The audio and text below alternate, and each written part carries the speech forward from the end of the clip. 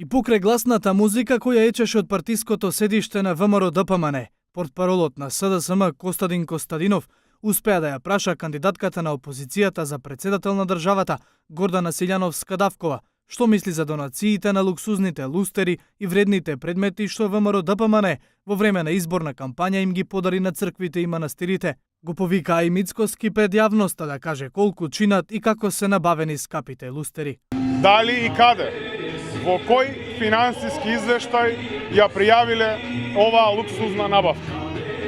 Да подсетиме, имотот на ВМРО-ДПМН е замрзнат заради судски предмет пред надлежниот суд, а во ек на кампања не се дозволени донации.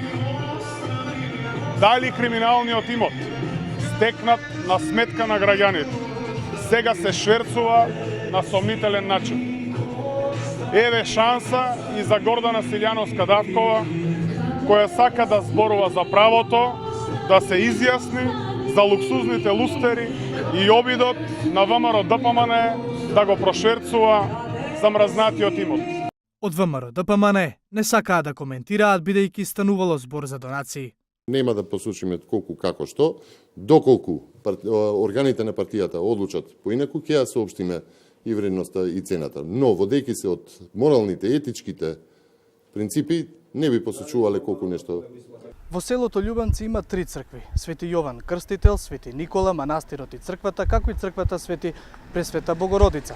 Меѓутоа, кога ги прашавме селаните, иако е мирно овде во селото, тако никој да не знае каде завршиле оние фамозни луксузни лустери, донирани од партијата ВМРО-ДПМН по барање на пратеникот Јохан Тарчуловски, кој што потекнува од селото Љубанци. Симптоматично е што во црквата Свети Никола, односно манастирот, ни посочува дека таму лустери нема. За донацијата на лустерите, прв во јавноста се огласи пратеникот Тарчуловски, кој на својот Facebook профил на 7 април напиша: Огромна благодарност до председателот на ВМРО-ДПМН Христијан Мицкоски за донацијата од лустери кои се извадени од централниот штаб, а кои беа означени како луксуз. Затоа се подаруваат и по македонските цркви и манастири. Црквата Свети Никола во село Љубанци ќе ви биде вечно благодарна. Во предметот талир на специјалното јавно обвинителство, високи партиски функционери се обвинети за нелегално партиско финансирање и криминална донација на зградата. По барање на СЈО беше замрзнат недвижниот имот на Белата палата, но интериерот остана слободен за користење.